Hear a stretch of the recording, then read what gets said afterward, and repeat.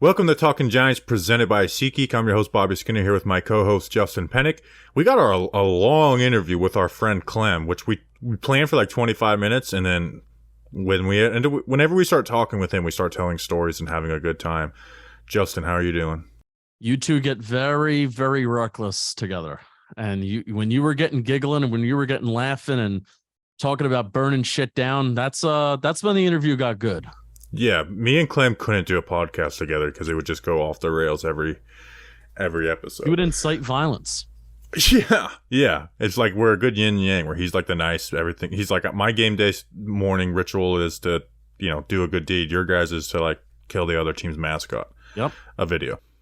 But we want to go through the 53-man roster prediction. This is going to be a prediction with a little spice of preference, but also not reckless for me, at least. Before we get into that, Justin, this episode is brought to you by some special people. RJ Riskigno, Peter Roberts. My fake ID name was Jake Roberts. Adrian, I say that for every guy that has a last name Roberts.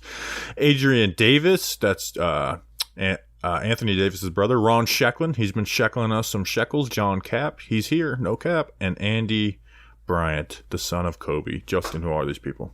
These wonderful people went to patreon.com/ Talking Giants, $2 a month plus monthly tiers to get to hang out with us live while we're recording the shows. It is a 2:30 p.m. Monday, August 21st little record session for us. So you got a little midday work action on for Talking Giants. Bobby Skinner will send you some stickers in the mail. Now that he's back in Florida, he will do that. And there's some shirt raffles that just happen puts them out. a month. Patreon.com/ Talking Giants. Thanks to our patrons. All right, so we're going to go through. We put together 38 essential locks for the roster, and then we're going to go through the 15. I guess we can go through position by position on this. So for quarterback, we put 2, Daniel Jones and Tyrod Taylor. Those guys are 2 locks, and neither one of us picks us to have a third quarterback, correct? No. Running back, I put 2 locks, even though I think there's most likely 3. Saquon Barkley, obviously, and then Eric Gray, who had a 5th-round draft pick invested in him. Those are the 2 locks. The reason I didn't put Matt Breida on this as a lock, even though I am putting Matt Breida on my 53-man roster and projecting him, because I think he's the backup and rightfully so, deserves to be, is that they can't cut Eric Gray, obviously, and they shouldn't. Saquon Barkley is their guy.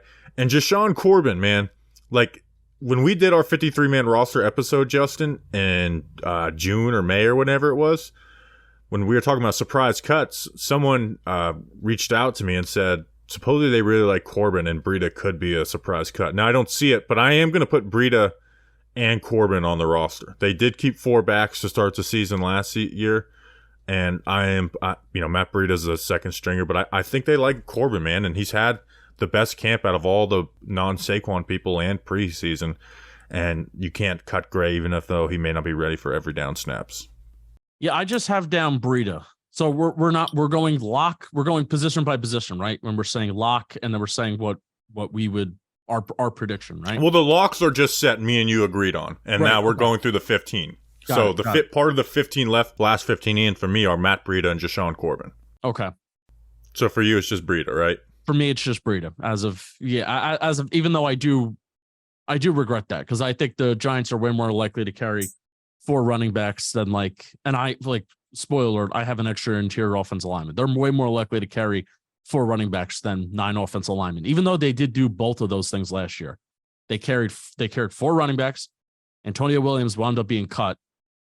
Did he make the 15? I screenshot. Antonio Williams ended up making it. He got cut after week 1 or so. So that was 3 running backs. So it's not impossible that eventually the Giants will only get down to 3 running backs. It's not impossible. No, but they did, like you said, they did start with 4 last year. They kept Brightwell and Antonio Williams. So I'm going to have Breida, and only Breida right now. Also, some notes I put in there. They do a little roster finagling too, right? To keep, like, Casey Kreider, I believe, has been cut the last 2 years, just with the understanding, hey, we're going to re-sign you in a couple of days once we, get through guys through IR or whatever. And if you've had 4 years accrued in the NFL, you aren't subject to waivers until the trade deadline.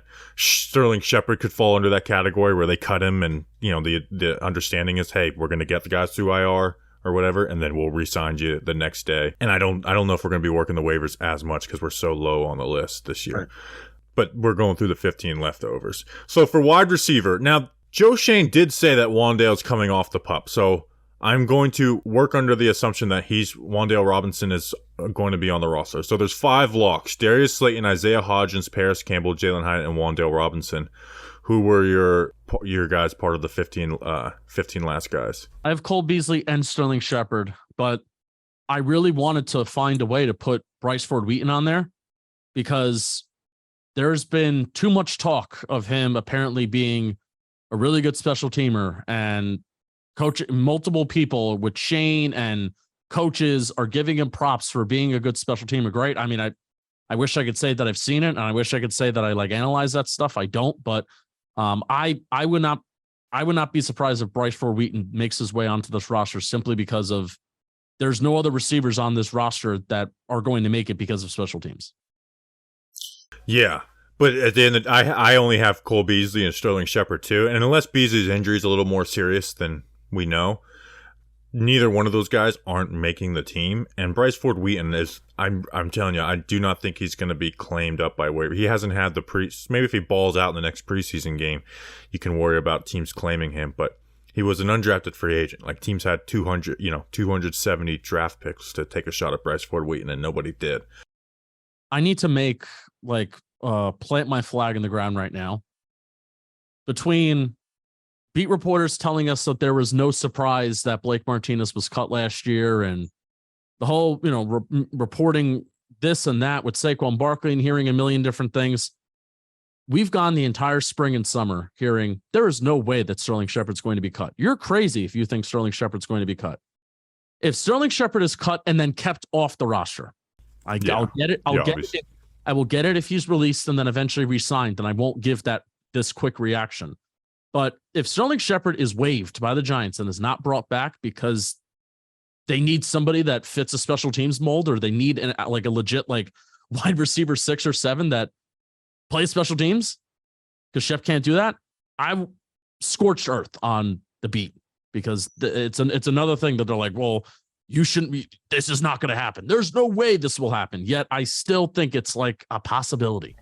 Yeah, and I don't think he's going to be cut, but we just both picked 7 wide receivers, and none of which play special teams. Right.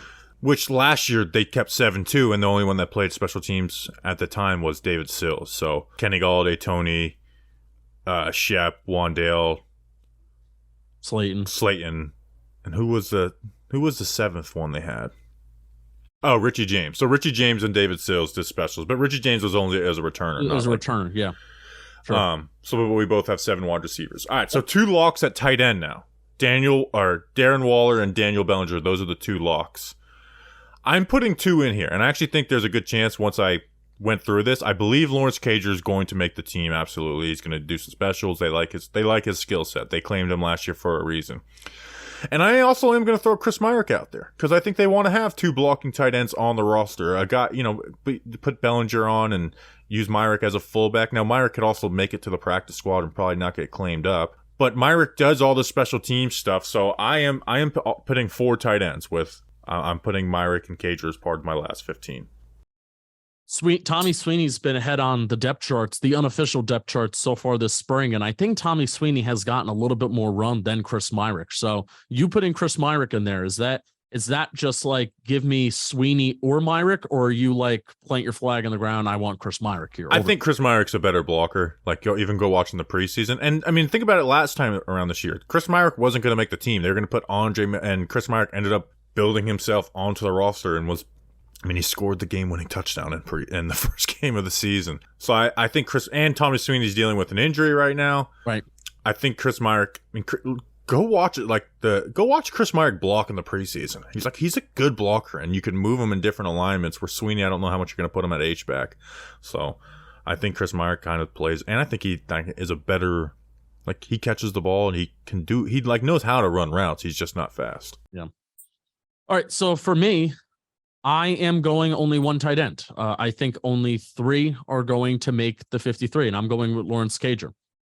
This is a prediction. This isn't a preference. I would like 4 to make it. I would love packages where you have Daniel Bellinger at fullback and Chris Myarick at tight end. I think that is a very, very good kind of run blocking tandem at tight end. But I inevitably think that like we're going to see packages this year where Lawrence Cager has his hand in the dirt or Darren Waller has his hand in the dirt. And like Daniel Bellinger is that kind of like H-back fullback. And even though that doesn't make all the sense in the world, this is just what I think they're going to do for the writing that's been on the wall this summer is they're using Lawrence Cager as an extension of Darren Waller. And that even if you look in the preseason, that package that I just mentioned, where you have a running back, Daniel Bellinger as this H-back fullback, there have been running plays where Lawrence Cager is the tight end and he's being asked to block and he's being asked to do those things. So just Lawrence Cager's usage is making me lean towards he is going to be the third tight end on the roster and the last tight end on the roster.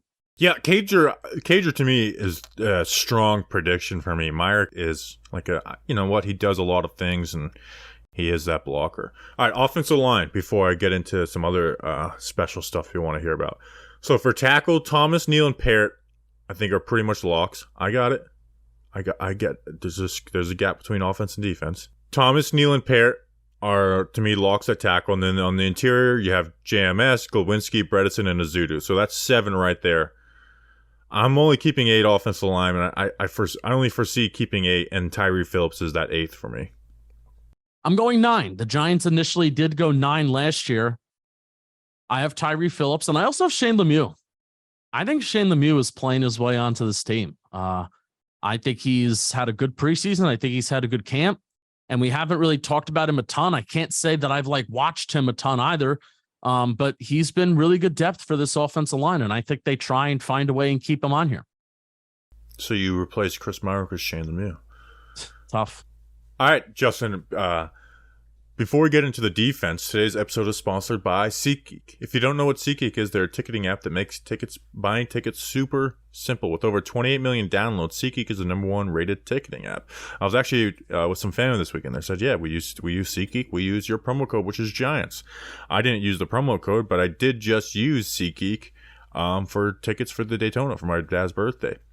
There are more than 70,000 events every single day on SeatGeek, including sports, concerts, festivals, racing, and more.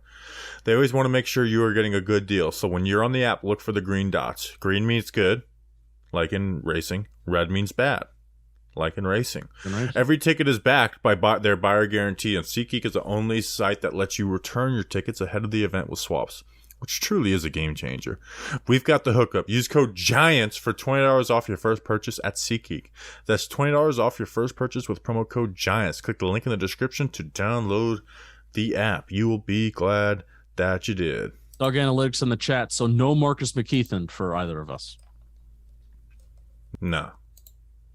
Yeah, just haven't seen him. Yeah, he's not even really practicing or playing. And not every draft pick makes it. Yeah. In year 2. It's just, and I don't know what teams are, I think he'll go to the practice squad, but I just don't know what teams are racing to claim Marcus McKeithen.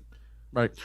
All right, defense. Defensive line, Dex, Leo, A'Shawn Robinson, and Nacho are 4 locks for the D-line. And there should be a conversation about this guy who is my 5th, and that's Jordan Riley, and he is the only defensive lineman I have outside of those 4. Is it the same with you? Same with me, and he's earned it. One, he's playing really well in the preseason as a run defender. He still doesn't add much as a pass rusher. The coaching staff, the front office, Brandon Brown, Andre Patterson, they're bragging about this pick. They're talking about the process, talking about, hey, and they've openly said his film sucked. Yeah. They're not in nicer words than that, but they basically said, yeah, his film kind of sucks. But we. And you would kind of agree with that, right? Yeah. Yeah. His film, he was, like I said, I kind of had hey, he's a 5th defensive tackle at best. And now I'm okay, he could maybe be the 3rd guy off the bench as a run defender if he continues to grow. And he's not perfect now anyways. I don't want to overreact. But they are bragging about this pick, and because of hey, his film wasn't good, but we went there, Dennis Hickey went there, identified him, we got Dre and Cox there to go and we'll talk with him and work him out personally, and he sticks out and they are this is the pick they love talking about the most, it seems. Yeah. Like more so than Hawkins. Yeah, which they have talked very positively about Hawkins, but they've almost treated Hawkins as like, yeah, we didn't fully expect it, but he's competed, and now we're expecting him to be here versus Jordan Riley. Jordan Riley, that was the one pick out of this entire draft that we were just like meh, and he has been way more than a meh, way more than, and you know what's crazy, Bobby?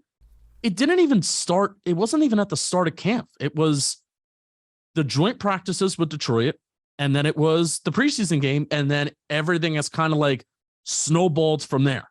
And it's funny how Art was really talking about him very positively at the joint practices on the side with us. And I'm like, well, clearly, I think Art's hearing something about Jordan Riley. It's not just maybe Art really noticing this third stringer really sticking out. So a lot of people in the building are talking good about this guy. Yeah, and this is where it's like when we came out of the draft. When I say that I really loved the day 3 of this draft, it wasn't just like I haven't come out of most drafts saying that. 2020 I loved, but that was more at the top with Thomas and McKinney. And this draft, it was like day 3, man. Like I really liked these. And honestly, Eric Gray has been the only one that's kind of been a little underwhelming with expectations, but he's looked decent as a runner, broke some tackles and stuff. So 5 defensive linemen. Outside linebacker, edge, Kayvon Aziz and Jihad are 3 locks. Are you keeping 4 or 5, Justin? I am keeping 5. They kept 5 last year. Timon Fox, again, prediction. Timon Fox and O'Shane Ximines, I believe, will make the 53. So I only have Fox. O'Shane is playing at the end of preseason games. Yeah. And I think maybe they didn't want to originally bring him back, but they did after they didn't get anyone in the draft. I think they're going to keep Fox, and then Baldonado will be on the practice squad, and it might be that just O'Shane's kind of done here. Because, he's playing the end of preseason games, and that's not what he was doing last year. I still think you need to keep 5 edge rushers, especially with, knowing Azeez Ojulari's, limitations injury-wise, and, do you really want Jihad Ward and Timon Fox being the only 2 edge rushers that you have on the team? If one of those edge rushers does go down, obviously you can run more 3 defensive lineman sets, but I don't know if you want to pigeonhole yourself like that. So right. They'll carry 5. Inside linebacker, Bobby Okereke, Micah McFadden, and Darian Beavers. I think Darian Beavers would be at lock. Those 3. And I'm not keeping like a true depth linebacker after them. I got 2, but it's Cam Brown and Carter Coughlin only for special teams. Cam Brown was a special team captain last year. I know people want to push him out for Bryce Ford Wheaton. He was a captain, and Carter Coughlin, you see him make plays on special teams consistently. So I have 5, but 2 of them are really only specials only guys. I'm with you, right there with you. Corner. Adoree Jackson, Deontay Banks, Trey Hawkins, and Cordell Flott are locks. That's 4. How many are you keeping, and who are you keeping? I'm keeping 2 more corners, Darnay Holmes and Amani Oruwariye. I did not think that Oruwariye was going to make the team. Even he's getting cooked all camp. I think you gotta, because when you look at the outside corner depth, with the 4 that are locks that you mentioned, you have 3 starters, Adoree, Banks, Hawkins. Ideally, in an ideal world, you have a slot. Ideally, like Cordell Flott's your starter in the slot, and then you have Trey Hawkins is depth because you don't want to be starting 2 rookie corners on the outside.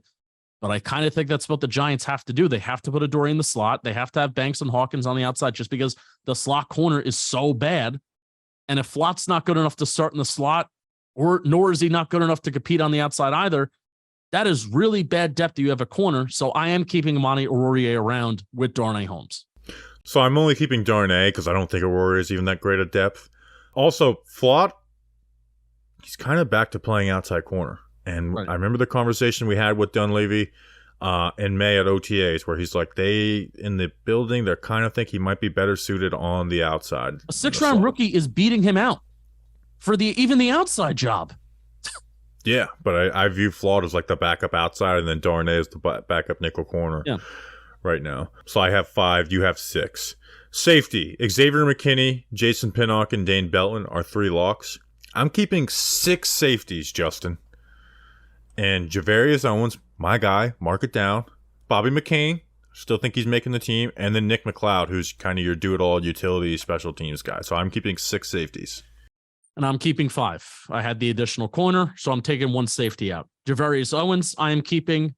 Nick McCloud, I am keeping. I wonder what that injury is. I think that's kind of like something that I'm wondering. I know a couple other people are wondering what that injury is. That injury and how long it could be the difference between Nick McCloud staying on the roster and making the 53 or getting like a waived/injured little settlement there as we approach 53. I do not have Bobby McCain making my 53-man roster. I hope Nick McCloud is okay. All right, Justin, why don't you talk to us about something? So for just do a run through. So we had our locks. My last 15 in are Matt Breida, Jashawn Corbin, Cole Beasley, Sterling Shepard, Lawrence Cager, Chris Myarick, Tyree Phillips, Jordan Riley, Timon Fox, Cam Brown, Carter Coughlin, Darnay Holmes, Javarius Owens, Bobby McCain, and Nick McCloud. Who are yours? My last 15 in. Running back, Matt Breida. Wide receiver, I have Cole Beasley and Sterling Shepard. Tight end, only have 1, Lawrence Cager. Interior O-line, I have Tyree Phillips and Shane Lemieux. Shane Lemieux is probably the big luxury pick that I had, but the Giants did carry 9 offensive linemen last year. What a luxury. Defensive tackle, Jordan Riley. Edge, I have Timon Fox and O'Shane Ximines making it. Interior linebacker, I have the special teamers, Cam Brown, Carter Coughlin. Cornerback, Darnay Holmes, Amani Oruwariye. And safety, I have Javarius Owens and Nick McCloud. We will also put this in the description. All right, Justin, why don't you talk to us about something before we talk to Clem? I will talk to you about something. And guess what? Guess what?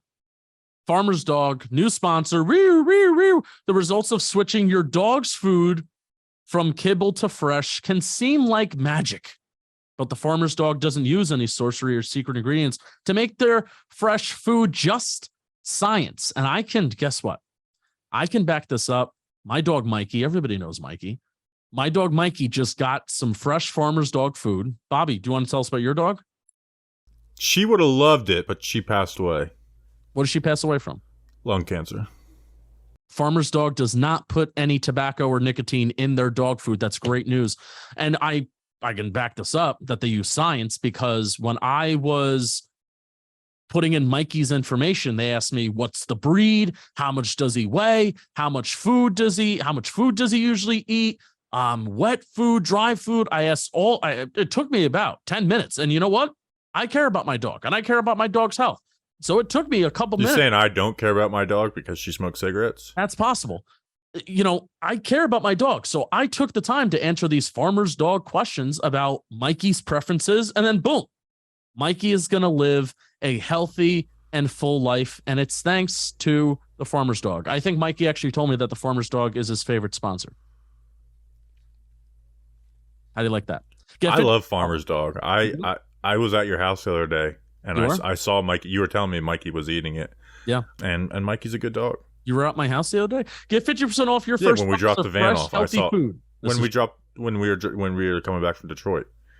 Get 50% off your first box of fresh, healthy food at thefarmersdog.com/JohnBoy. Plus, you get free shipping. That's thefarmersdog.com/JohnBoy for 50% off. Bobby's 50% off? Yes, 50. That's insane. The sales team, we have a bunch of partners right now that they're giving us 50% off, like for a bunch of things. The sales team is getting away with murder. Yeah, Farmer's Dog, this is bad business. Like, our listeners are going to take advantage of you with this 50% off. Here's Barstool Clem. Here's Barstool Clem. We now welcome on to the show, part of our camp tour, Clem, Barstool Clem. Clem, how you doing, my man? It's been a while. It's been a little bit, but all is well. Fellow Giants, people who cover the Giants here, in a better headspace right now than we've been in a long time. Last year was like guarded optimism. This is so much better right now. So much better after last season, after the camp reports we've been getting. I'm feeling good, boys. I still have those battle scars, though, from the last 5 years before then, but feeling pretty optimistically well. Yeah, I'm in a point now where it's like, all right, I need to see 2 years of being good in a row to get me like fully back optimistic, where you still got a little like hesitation. But I am so excited for this season. I'm so excited for Dallas week 1. And it looks like you are too. You got the hard hat on. Yeah, babe, we got to get our hard hats. We have to act like our job is really hard and we're reporting every single day. So, we have to act like we're part of the real media. So it's like, all right, get the hard hats on, ready to ready for week one. Get out there. Wink wants us loud. We got to be loud. So, Art Stapleton had a line that just like took my breath away the other day when he was like, they did it. Dable was great year one, but no Giants coach since Tom Coughlin has survived year two. And I was like, holy fuck.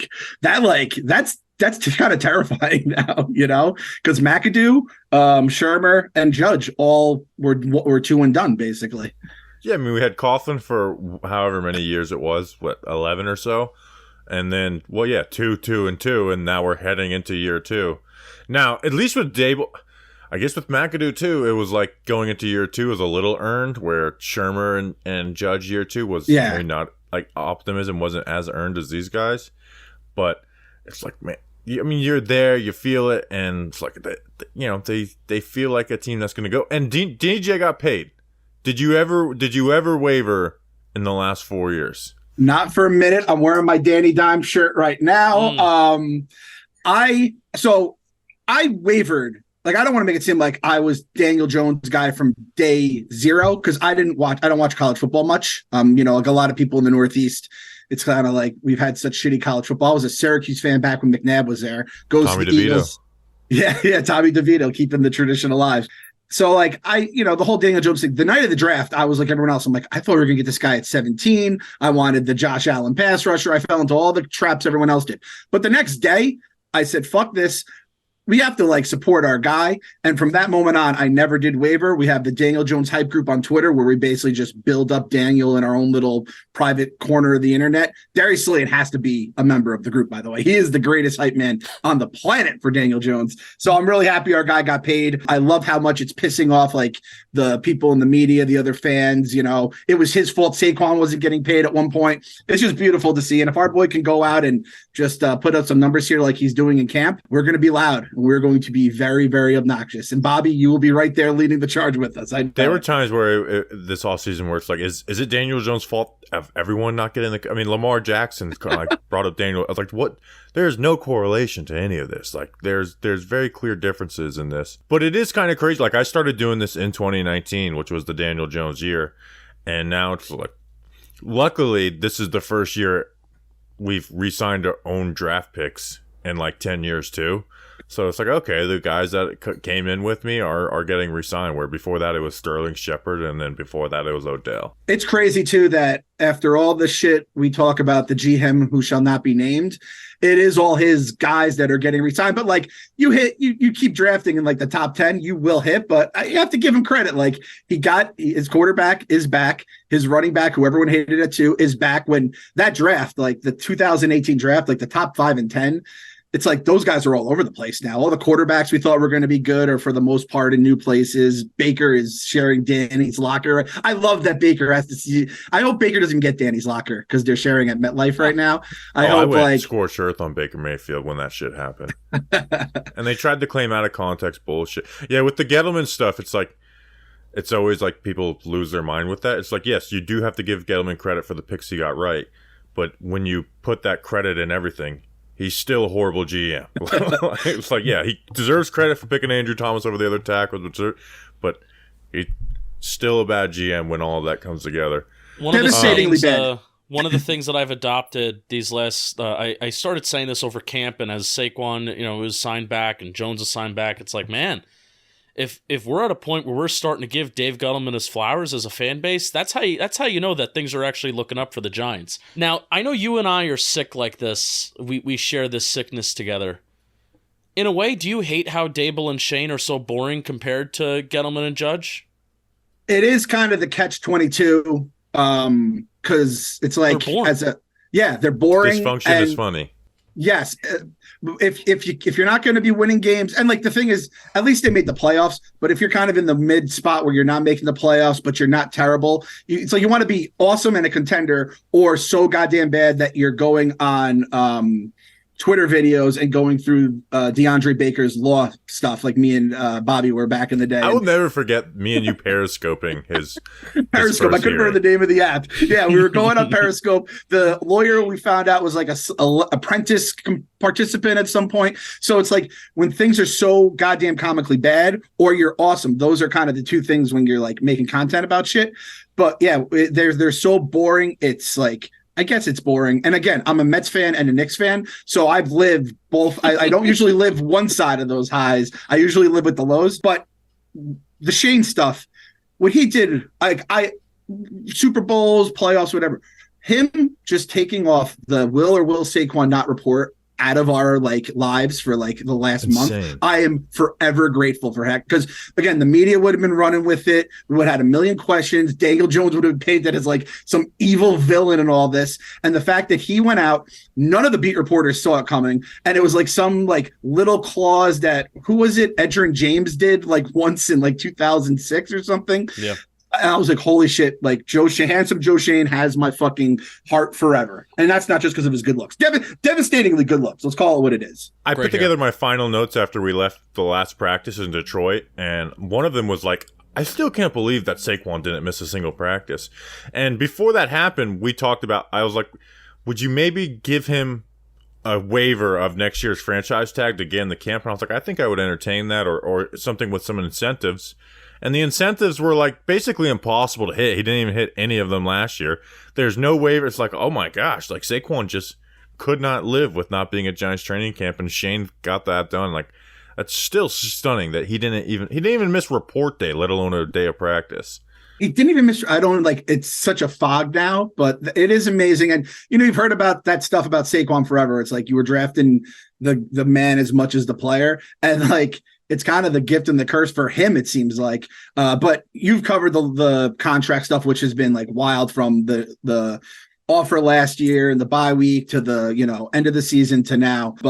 And now it's like I was like so mentally like, I don't know what Saquon we're going to get if he misses all camp. Like if Saquon was not perfect last year. I think we can all agree, kind of like wore down until the end when he kind of came back. But if we get anything like 90%, like rookie Saquon is basically our peak at this point. If we can get like 80% of that guy with everything else with this offense, I mean, that's a dream right now, which is crazy that I'm like, I hope he can go back to rookie year Saquon. I thought this guy was going to be building on that, and it's kind of gone the other way for a myriad of reasons, obviously. Yeah, hopefully it just doesn't rely on him too much now that you have Waller, now that they have a balanced wide receiver core. Yeah. On the defensive side, outside of Dex, who do you think is going to be the best player on the defense this season? You go a bunch of different ways with this. Yeah, so like at first blush before the preseason, I would have said Kayvon. But if Wink's already calling him out, if Wink calls him out and he answers the bell from here on out, like I'm like, is he going to play second game preseason? I think most of the guys are. Yeah, there's a chance. Maybe guys with injury history. Yeah, there's a chance Kayvon comes out and looks like that second Washington game, like just like house on fire. But I feel like everyone just forgot how fucking good Xavier McKinney is and how much we expected of him. And like I listened to a lot of the like league preview podcasts just getting ready for the season, and it's like there's always excuses. Oh, the Jaguars, once they moved their slot corner and they moved the guys around, everything came together. No one talks about how Adoree Jackson just missed like half the season. McKinney like fucking almost lost his hand, and we were playing kind of like with a shitty secondary where Wink's entire defense is built around having a secondary that can protect well, which is why he's no longer in Baltimore because of that last season. And I just think McKinney's going to have he's going to ball out. He's playing for a contract. And like, I think a little bit of like the, what's the word? The shine, the bloom has been dusted off his rose. I don't know. That doesn't make any sense. But I feel like he's like lost a little bit of the shine that we had on him. And I think we're going to all remember, oh, this guy's fucking awesome. Yeah. Yeah, for sure. I mean, you brought up a good point without it being a contract year. I'm a full believer in that. I don't know about you. Like, yeah, if it's your contract year, I do think players will kind of ball out a little intentionally. And this is like a little nod to Joe Shane again. Go up and down this roster. How many guys are on like a 1-year prove it deal? Yeah. Xavier McKinney. Leonard Williams is on like this, 1 year left. They didn't touch his money. They didn't restructure. They didn't push back. Void years, nothing. Leonard Williams, Paris Campbell, Darius Slayton could even though he's 2 years, it's kind of like a 1-year deal. They could get out of it after one. Saquon Barkley again is kind of like on this 1-year deal. So go up and down this roster, and if you're a true believer in guys will kind of want to ball out a little bit more on those 1-year deals, the Giants got him. Xavier McKinney is probably like number one on that list. We're playing the Dolphins this year. You know where I'm going with this. Are we talking Landon Collins interception touchdown in London? No, Frank. Frank. Oh, Frank. What Frank. are we? Is there a wager? Is there going to be a stream? Are you watching the game together in the same room? Is there anything planned yet, or is that too far away? So it hadn't even crossed my mind. Frank the Tank Mets fan and Frank the Tank everything else in life are two different people to me. Frank the Tank everything else in life is like one of my favorite people in the world. Frank the Tank Mets fan, it's like I just don't want to hear you until the season's over. Even if something good happens, it's always negative. That's a great point. So I can actually relish in his team losing in this scenario instead of being like, oh my God, I'm gonna have to like puncture my eardrums out. We're gonna have to do. I will make it a point to be around him for that game. So, because if we lose, it sucks, whatever. But if we win, I get to soak it in. So, great call. I need to see the dichotomy of whatever's happening in that room. I mean, it would be. I mean, does Frank celebrate when there's success? Well, that's like as a Mets fan, I never see it, right? And like he kills his Dolphins, he kills the Mets. There's apparently the Devils. I think it's Jack Hughes. There's one guy he just like loves Jack Hughes, and he like gets his twinkle in his eyes. And I was like, oh my God, like Frank doesn't talk about any of the Mets like that, any of the Dolphins like that, and like the Dolphins have fun ass guys, right? Like Jalen Waddles. But just a objectively fun guy. He's awesome. He's fast. He has a sweet touchdown dance, all that kind of stuff. And all I hear is how the Dolphins are cursed. They haven't won a playoff game in 26 years or whatever it is. And it's just, but like Jack Hughes has like a spell over him. And I don't know enough about hockey to really understand it, but I just thought it was like adorable that he has like the soft spot in his heart for Jack Hughes. So yeah, there's not a lot of celebrating for the Tank, which to be fair, Mets Dolphins fan, there's not a lot of reasons to really celebrate as is. But very strange, I don't know. Very odd. But I need there to be a camera. I'm putting it out there right now, putting it in your brain. There needs to be a camera somewhere when that game's happening at 1 p.m. whatever day. Frank the Tank and Barstool Clem. I'm going to do it. October 8th, 1 p.m., week 5 in Miami. So it's going to be a road game. But and Tua versus Daniel Jones, I feel like two very divisive quarterbacks as well. Like I think whoever wins should like not have to hear shit about their quarterback for 1 week. That's all. We gotta get Regazzo to help us out with that. I don't think people realize how big of maybe I didn't realize how big of like a name Frank the Tank is. Like my fantasy football group, none of them are on Twitter. We're all high school friends. I'm the only one that's on Twitter. And they're like, hey, let's have this guy Frank the Tank do our draft order. And I'm like, oh, this guy transcends like everything. And they're not even on Twitter is the crazy thing, because you'd be like, oh, they saw his things, but he transcends Twitter. And like we've had like Portnoy has blown up in a whole different way since when I started. Big Cat. We have some other guys who've really like gotten bigger, and still Frank is like we say maybe the most famous guy at Barstool. And it's like, how did you get to know Frank? There's a million different ways. When he had to get a police escort out of Yankee Stadium, that was crazy. Really? There's nobody at this company that has had to do that. Our old Red Sox guy, Jared Carabas, would basically just troll Yankee fans and like have like, expletives thrown at him, all this kind of stuff, and never at the point where there was like such a group around him that he had to get a police escort out. But that Frank, he has it, man. He has the I'm going to say it. The Riz. Is that what the kids say? He has the Riz. He certainly got it. He certainly got it. I didn't even know that. I need to go find that video now. Yeah. Is there any new tradition that you've got for this new regime that we didn't catch up on last offseason? So I had a thing at the end of last season. We launched a Dable shirt where he was smoking a cigar. So I started doing after the wins. We've seen those at camp. Oh, really? Nice. Good. I think we took them down from the store, so we got to put them back up. I was doing a smoke them if you got them. So after they would win, I'd smoke a cigar very, very, very poorly. Justin would be like, he'd probably throw up if he saw me, like how poorly I was smoking a cigar. They were like, I mean, if I get a $10 cigar, is that just like an insult to the game, or is that fair?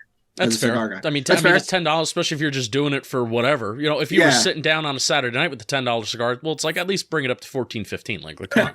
Okay, fair enough.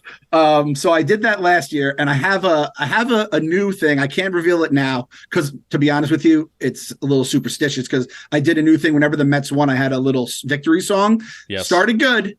And then it all went to shit as the Mets, I believe, are 55 and 66. I like that video. It was a good-looking woman. I appreciated seeing her pop up on my Flash dance. I'd never seen the movie, but that's a hell of a song and a hell of a dancer, like you said.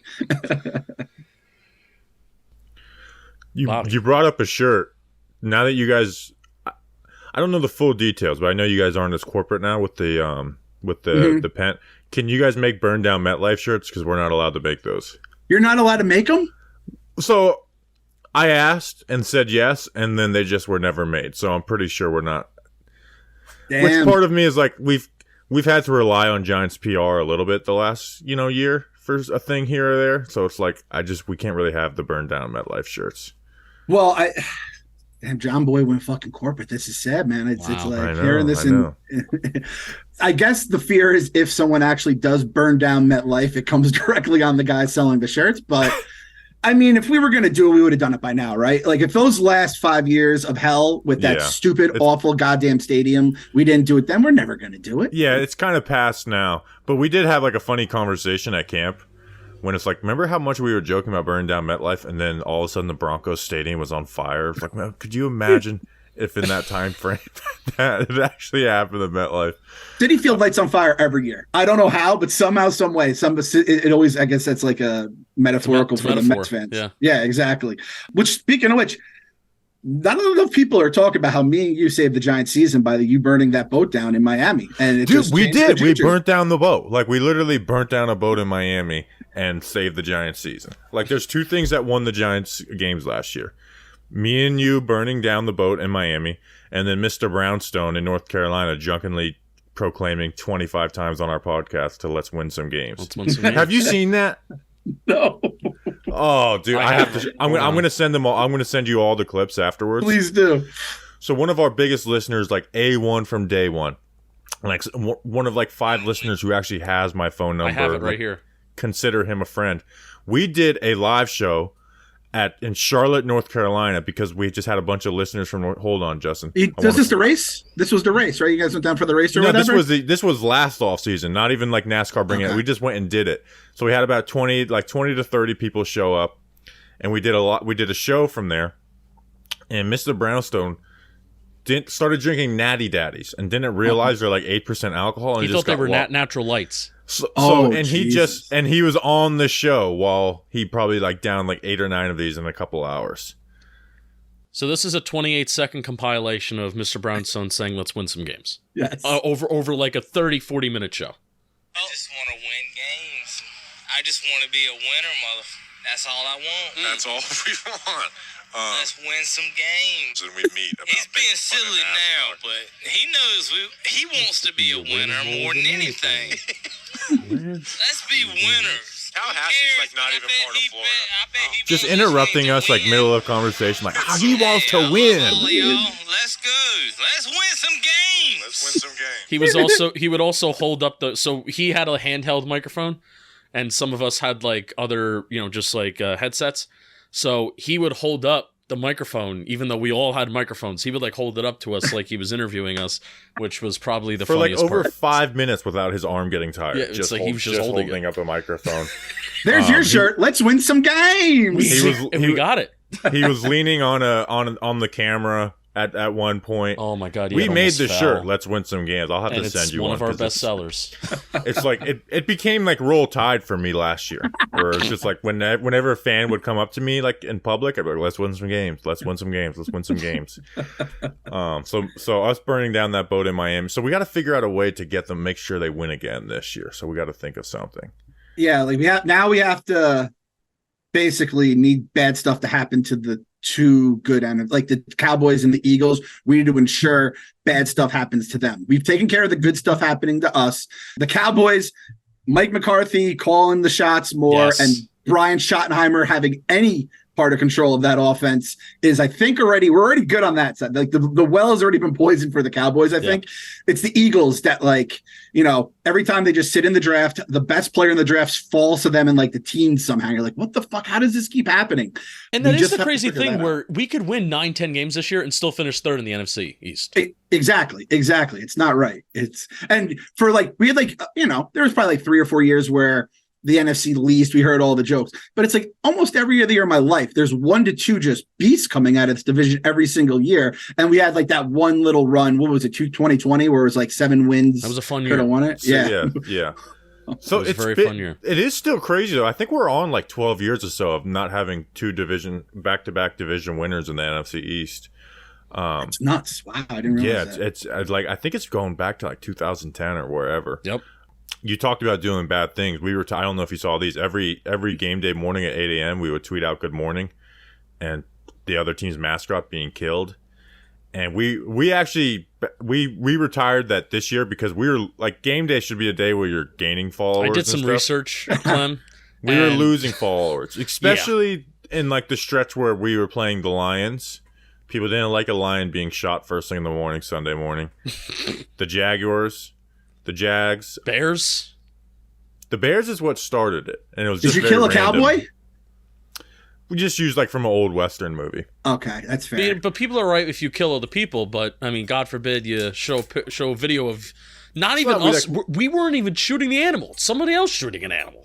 So I took a picture of the Lions mascot at joint practices and did this finger, and they edited a gun. Actually, Mr. Brownstone edited a gun in my hand for that. Fantastic. So that is like the last good morning. We did think like Dave Tollison and some of those guys are hunters. We did think about like going out there, going hunting with them and like setting up a green screen somewhere and just being like, all right, let's put together 20 different shots of I'm Dave Tollison and let's win some games. And I like that. Gotta win some games. I like that. But the thing is, if you're killing live, I learned this from Darren Ravel when he posted JFK getting his brains blown out. It was like 8:00 on a Tuesday morning too. It was. I remember where I was when I saw that. I remember I was at my old job. I remember what account I was at. I remember that. I was like, oh my God, this guy just posted the JFK. The best and the worst of all. He's the goat and the wood at the same time. I was at Oceanside Villas in Cocoa Beach when I saw that. I will remember that to this day. I love it, man. And it's so funny. That just shows like the difference in mindset with you guys and me. My Sunday mornings, this is what I do. I leave the house and I'll go grocery shopping or like get like food for lunch or whatever. And I tell everyone, get out of the house because it's all the anxiety, whether it's, Giants, fantasy football, your bets, whatever it may be. You got to get out, get that nervous energy out. And I say, everyone do one good deed and then tweet me what the good deed was. So it's like, I held the door open for an old lady, yada, yada, yada. And I take my wife's car out, I get it gas. So then on Monday morning when she goes to work, she can have, fresh tank. And you guys are just tweeting out innocent animals getting slaughtered. But hey, we won some games, so whatever. Like, keep it going is what I say. People don't realize we had a few where like, yeah, this one can't make it to Twitter.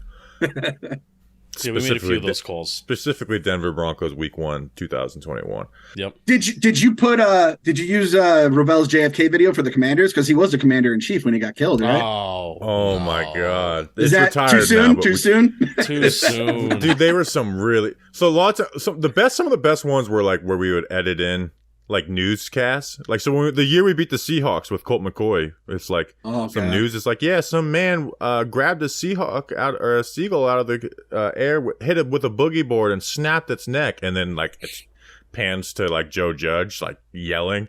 I don't know how I missed his video because I'm up that early and I follow you guys. So just go to the Talking Giants page and just search "Good Morning" on it, and just go through media. You'll see a bunch of them. The best was explaining. We interviewed Rich Zoibert, and we're explaining to it. He's like, "What'd you do for this?" Was when it was Washington football team. He's like, "What'd you do with that? What'd you do to blow up a football team?"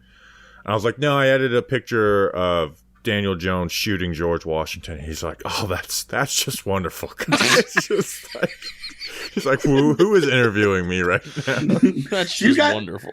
It's you guys against the world. People forget that. So you can't really worry about that when you're against the entire world. Yeah. Talking Giants versus the world. But we did retire the Good Morning post. I think that's official. I'm thinking about Sunday morning doing a Good Morning post and doing like the put your guns down thing. Like the Crips and the Bloods kind of a thing, like a day of peace or something like that. Yeah, something like that. We'll figure it out. Now that I'm talking about retiring it, I'm like, I feel like shameful that we're retiring it. So post it to our Patreon page. If we start like 0-3, you're bringing that shit back. Like, well, that's the thing is people started blaming us when we were in that losing streak. And I was like, well, you weren't crediting us when we were winning for this. And so I'm really excited about my little thing after wins. But again, I don't want to say anything because if I put it out there and then again they start 0-3, you get blamed for everything. And trust me, I'm superstitious. I blame the announcers when they're like, this guy hasn't missed a field goal in 84 kicks or something like that, and then he just shanks the fuck out of it. Yeah. So we totally fucked you over last year, and it's probably the worst I ever felt. we put our graphic together for the records, and somehow we put everyone on there, like people who didn't even come on the show, and somehow we forgot to put yours on there. And you had the most correct one. I think it was 9 and 8. That broke my heart. I'm happy you brought it up because I was going to bring it up. And I think I saw it like in the preseason, like right before the season started, you guys put it up and I was like, and someone's like, Clem, what did you put? And I put 9 and 8.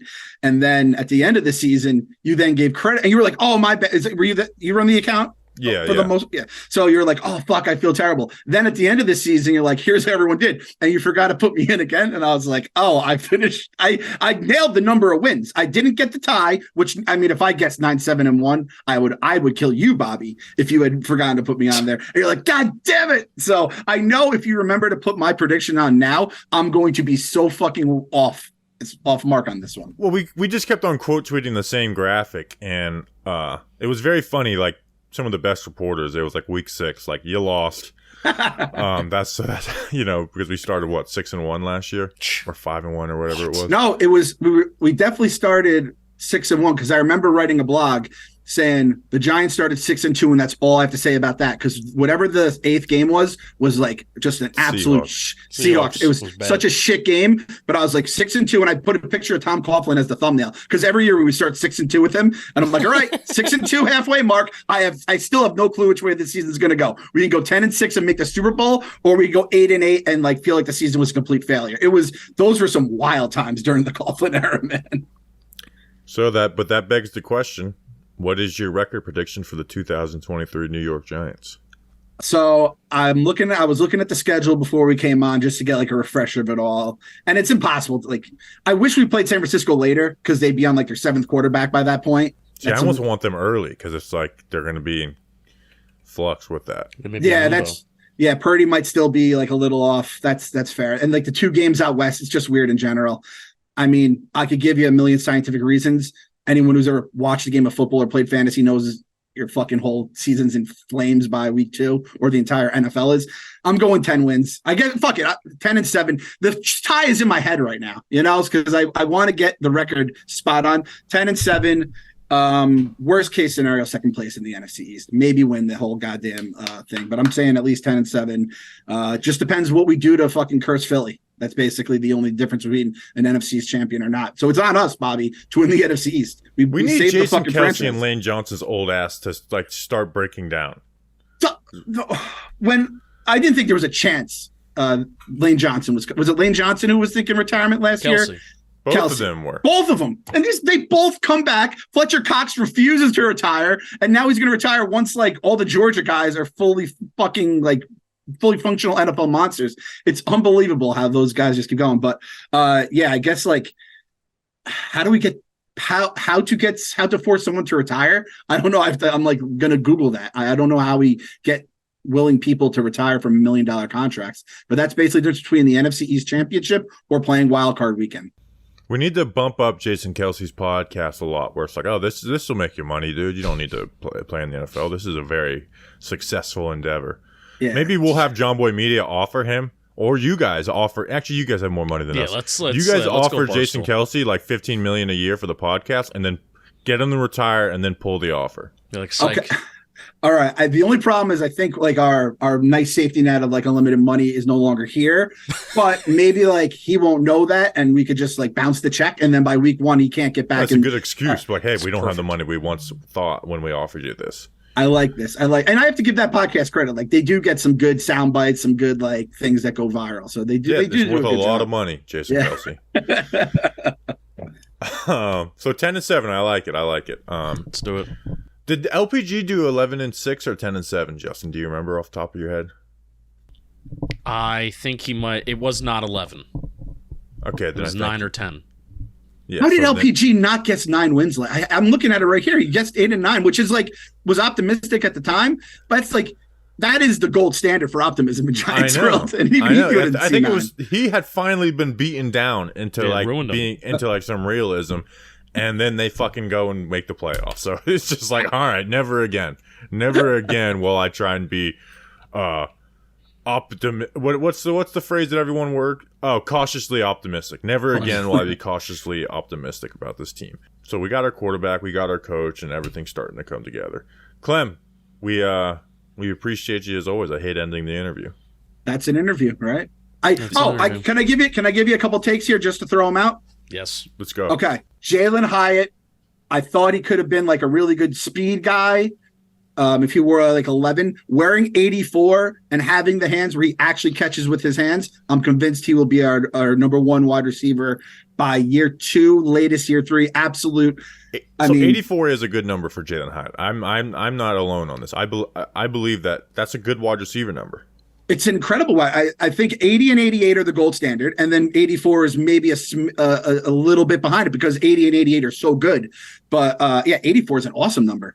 So I think Hyatt's going to be awesome just simply because of that. Yep. This scares me. A lot of you're talking defense. We talk Hyatt with offense. Special teams is what scares me, and it's not even because. What do we say about Thomas McCaulfield? Very well respected. Very well respected around the league. And Dable was ready to fucking murder him. That was incredible. That was fun. One of the beat reporters asked one of the best follow-ups I heard because he came out in his press conference this week. He's like, all right, let's talk about the 7,000-pound gorilla in the room, blah, blah. And then Bob Brookover of NJ.com. It's like, all right, what about the 4,000-pound gorilla? Why was there only 10 men on the field? And he was like, oh, I wasn't ready for that follow-up. That's a great line. I mean, the coverage is like special teams coverage. There's a million reasons why shit can go wrong. I wouldn't mind if we had changed a coordinator, but I know like the NFL is trying to get rid of them. Basically, when can we just get like good returners? You know, like Gary Brightwell, I guess could get better, and then we have Gray. Is Gray going to be our? I think Gray's going to be the returner. And I'm not asking for Rodarius Jackson back there. Every Giants fan was screaming the minute that he was announced as the punt returner. And as soon as he got hurt, we're like, what the like that was Dable's one big slip up last year. This is how you know that was a horrible decision. You know, criticizing a coach in his first year that is winning, essentially no matter what it is, the fan base will push back on you. Not that. Everyone was in agreement. Like, yes, this is a stupid idea. This is a bad idea. This is a bad idea. And no one pushed back at all. First punt return. And then the first punt return, he gets was it the first? Injured. Yeah. Oh my God, I didn't remember it was the first. That's terrible. But just special teams, I am a big time you need to have a quarterback, you need to have a coach, and you need to have a kicker. Those 3 things. If you don't have those 3 things tied up to at least you feel good about them in a big spot, you're never going to win a Super Bowl. And this is the first year where I have to admit. I don't want to say it's definitely going to happen, but this is the first year I'm like, Graham Gano, it feels like we've been riding this almost like a little too long, or it feels like it's going to turn on us. And then, what's his name? The Scottish Hammer. I need to see him walking on the field without, because he kind of like tweaked his ankle or whatever during that preseason game. I'm telling you, if special teams goes wrong, this all just goes to like shit. With the NFL is such like a close league that if your special teams is off, especially if you have a coordinator that we all kind of think stinks, I'm just worried that this is going to be the thing that blows up. So I'm not saying I'm not saying it's like a warning. It's like a watch. Like they're on my watch list. The punter and the kicker right now. I'm a little concerned. Watch list 2023. Yeah, there you go. That's my takes. Jamie, any other takes? All right, get 10 words on Darren Waller.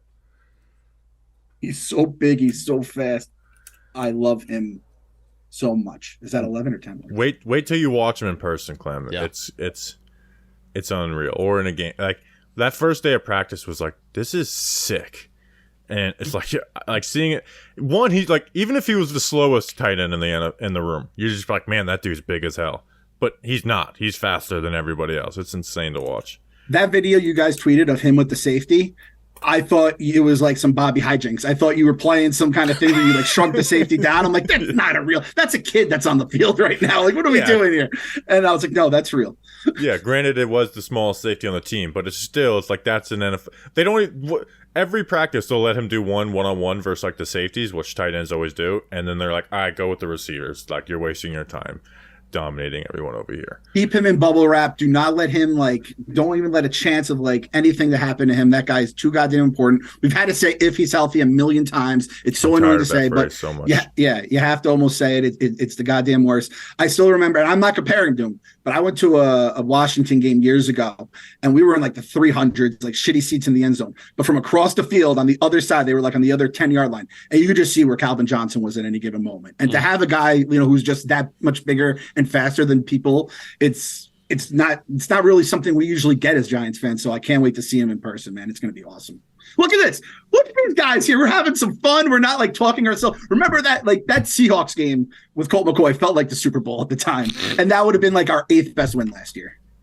Oh yeah. That Seahawks game was amazing because we had to celebrate being the Seahawks, and I also was able to be like, yeah, fucking fire Jason Garrett. Which they did not do. Colt McCoy. I was out looking for Colt 45s for the podcast for like 30 minutes, and nobody sells Colt 45s anymore. Not in Florida? They don't sell. I That's checked liquor shocking. stores. I checked gas stations in the ghetto. No, nothing had Colt 45s What does this anymore. country turn to?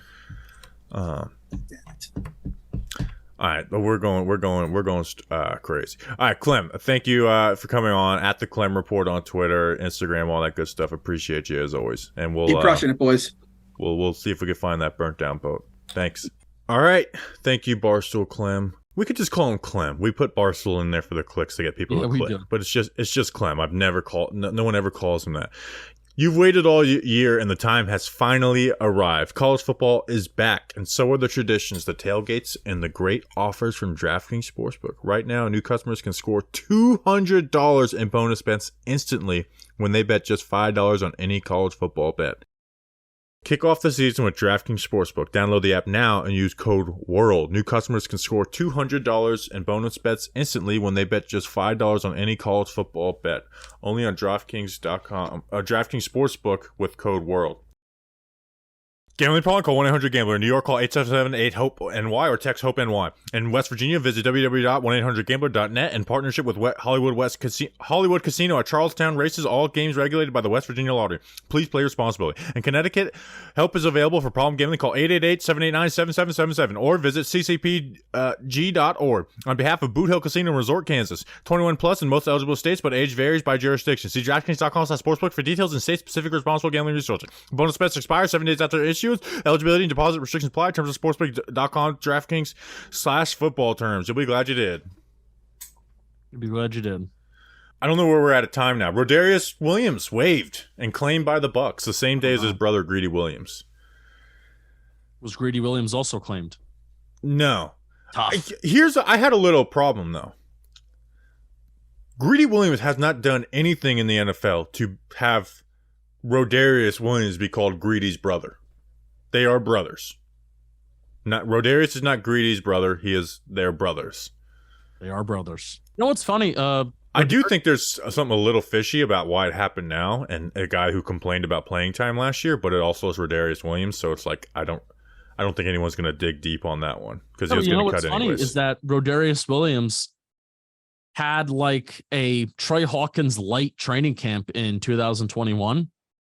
Where we were like, oh, this 5th round day 3 draft pick is starting on the outside, and was drafted as this press man corner and man coverage corner, and they actually had him in the slot over Darnay. They had him in the slot for a little while too. So he was starting and then tears his ACL and just hasn't been the same since.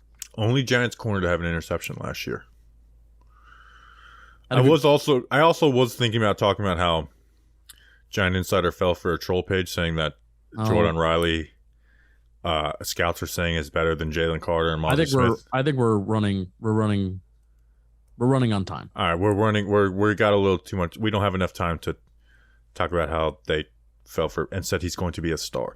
All right, we'll see you guys on the next episode. We have a player profile out tomorrow. We appreciate you guys. We'll see you then. Until then, let's go Big Blue.